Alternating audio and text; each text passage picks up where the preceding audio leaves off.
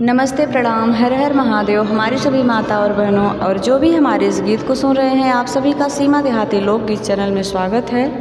आज आप सभी को बहुत ही प्यारा एक भोले बाबा का भजन सुना रही हूँ। हमारा गीत आप सभी को पसंद आए तो प्लीज़ चैनल को लाइक, सब्सक्राइब, कमेंट कीजिएगा और वीडियो को ज़्यादा से ज़्यादा शेयर कीजिएगा और आप सब हमारा सपोर्ट कीजिएगा। तो चलिए प्यारा सा शिव भजन आप सभी को सुनाती हूँ।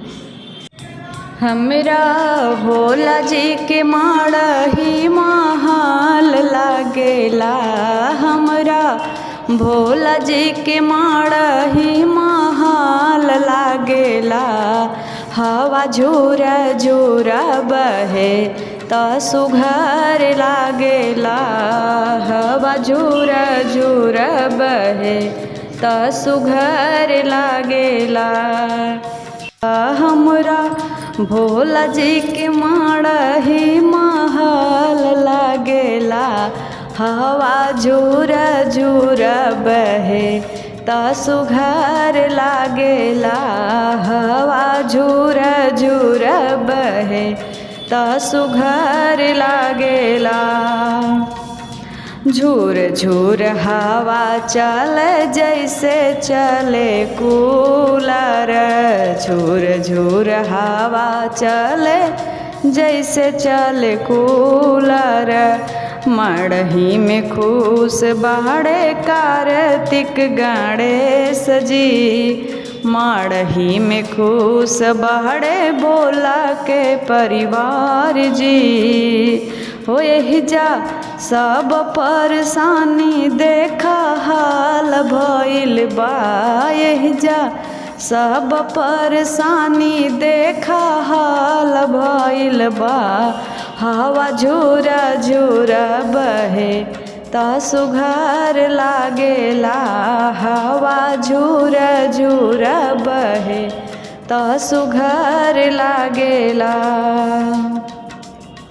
हमरा भोला जी के माड़ही महल लागेला, हमरा भोला जी के माड़ही महल लागेला।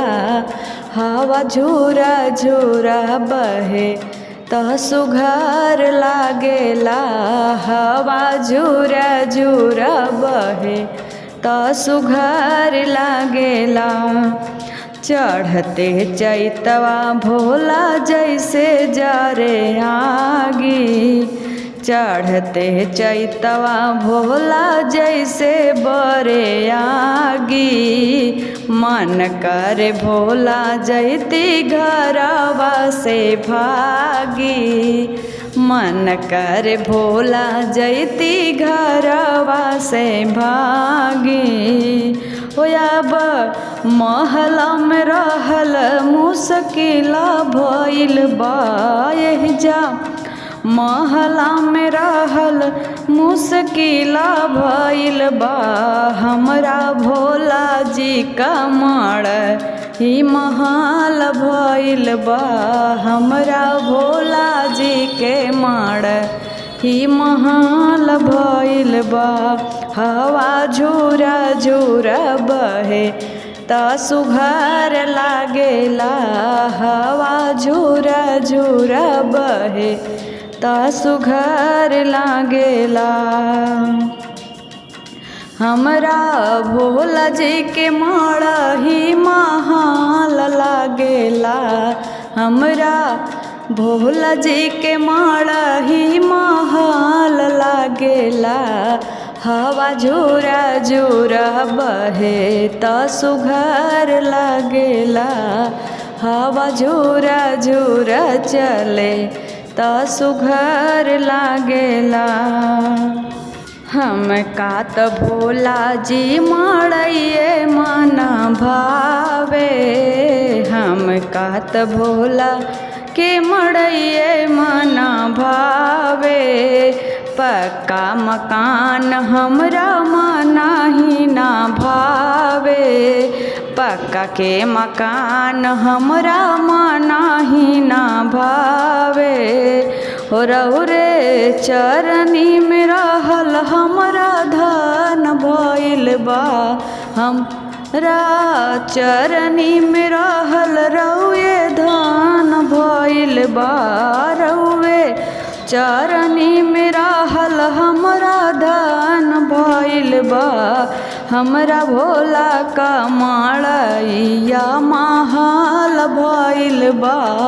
हमरे भोला का माड़हिया महल भइल बा। हमरा भोला जी के माड़ही महल लागेला। हमरे शिव जी का माड़ही महल लागेला। हवा झूरा झूरा बहे ता सुघर लागेला। हवा झूरा झूरा बहे ता सुघर लागेला। पहिला में दया मंगिहा दूसरा में चर्चा। पहिला में दया मंगिहा दूसरा में चर्चा। दूसरा में चर्चा हाँ दूसरा में चर्चा। चर्चा में नाही लागेला कौनो खर्चा। चर्चा में नाही लागेला कौनो खर्चा। चर्चा करते ही सब संकट दूर भइल बा।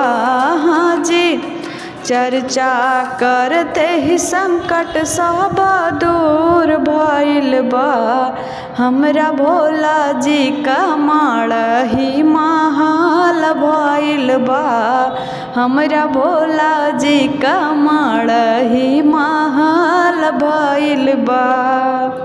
ओ हमरा भोला जी का माड़ही महल लागेला। हमरा भोला जी के माड़ही महल लागेला।